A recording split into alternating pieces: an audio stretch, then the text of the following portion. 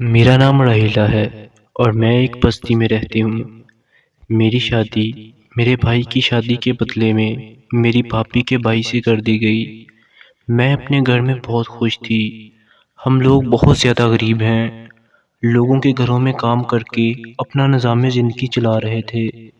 میرے ابو میرے ساتھ لیٹ جایا کرتے تھے اور میرے ساتھ بہت زیادہ خوش گپیاں کیا کرتے تھے، جس وجہ سے میری امی سمجھتی تھیں کہ میرا میرے باپ کے ساتھ ناجائز تعلق ہے۔ شادی کے کچھ ماہ بعد جب میں سسرال سے اپنے ماں باپ کے گھر واپس آئی تو میں ماں بننے والی تھی۔ میرا حمل 1 ماہ کا تھا۔ میں نے اپنی ماں کو بتایا کہ وہ نانی بننے والی ہے تو وہ بالکل بھی خوش نہیں ہوئی۔ وہ سمجھی کہ یہ بچہ شاید میرے باپ کا ہے اور ناجائز ہے۔ انہوں نے اس بات پر گھر میں بہت زیادہ لڑائی کی، حالانکہ ایسا کچھ نہیں تھا۔ مجھے پتہ بھی نہیں چلا اور میری ماں نے مجھے بچہ گرانے والی دوائی پلا دی دودھ میں حل کر کے۔ اس کے 1 روز بعد مجھے ماہواری آ گئی۔ یہ بات جیسے ہی میرے شوہر کو پتہ چلی تو اس نے مجھے طلاق دے دی اور میں پھر سے اپنے ماں باپ کے گھر رہنے لگی۔ عدت پوری کی اور پھر لگی لوگوں کے گھروں میں کام کرنے۔ میں ہفتے میں 1 دن گھر آتی تھی، وہ بھی میری ماں نے مجھے نہ چین سے رہنے دینا۔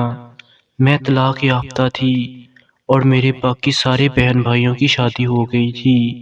میں، میرے ابو اور میری امی اکٹھے رہتے تھے، باقی سب علیحدہ علیحدہ۔ میں نے اب ایک گھر کو چھوڑ دیا اور زیادہ گھروں میں کام کرنے لگی، جس سے پیسے زیادہ بن جاتے اور میں شام کو گھر چلی جاتی۔ ایسے ہی دن گزرتے گئے۔ میں لڑکی سے عورت بن گئی۔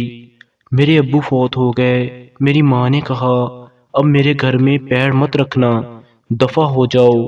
میں چلی گئی۔ اب کسی کے گھر میں کام کرتی تو کبھی کسی کے گھر میں۔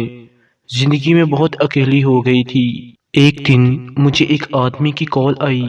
میری اس کے ساتھ اچھی ہیلو ہائی ہو گئی اور وہ میرے ساتھ بات کرنے لگا۔ وہ ایک پہلا مرد تھا جس نے مجھے میری زندگی میں عزت دی۔ اس نے میرے ساتھ شادی کا وعدہ کیا اور جب بھی وقت ملتا مجھے وہ اپنے ساتھ لے جاتا اور ساری رات پیار کرتا۔ میں اس کی عادی ہو گئی تھی کیونکہ وہ بھی میری طرح غریب تھا، اس لیے میں نے اور گھروں کا کام رکھ لیا اور اپنے گھر کے لیے برتن، ڈبے، چادریں ایسی چیزیں خریدنے لگی۔ ایک کمیٹی ڈالی، اس کے پیسوں سے جگہ لے لی، اپنے لیے اور اپنے عاشق ماجد کے رہنے کے لیے گھر بنایا۔ وہ وہاں آ جاتا میرے پاس اور 2 3 دن میرے ساتھ رہتا اور پھر چلا جاتا۔ اس نے میرے ساتھ شادی کا ارادہ کیا اور پکا پکا میرے ساتھ رہنے لگا۔ صبح کام پر جاتا اور شام کو گھر واپس آ جاتا۔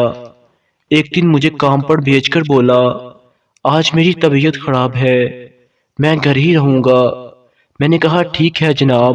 میں کام پر چلی گئی۔ جب شام کو واپس آئی تو وہاں نہ تو ماجد تھا اور نہ ہی گھر میں سامان۔ وہ ساری چیزیں میں نے دن رات ایک کر کے بنائی تھیں، لوگوں سے پائی پائی مانگ کر بنائی تھیں۔ وہ شخص میرے جسم کے ساتھ بھی کھیلا، میرے جذبات، میری محبت کے ساتھ بھی کھیل گیا۔ اس واقعے کو 3 سال گزر گئے ہیں۔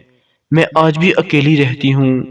دراصل مجھے بہت سے لوگوں نے، میری دوستوں نے، میں جن کے گھروں میں کام کرتی تھی انہوں نے بہت سمجھایا کہ پیار نکاح کے بغیر نہیں ہو سکتا مرد کو کسی عورت سے، لیکن میں نہیں سمجھی اور وقت نے سمجھا دیا۔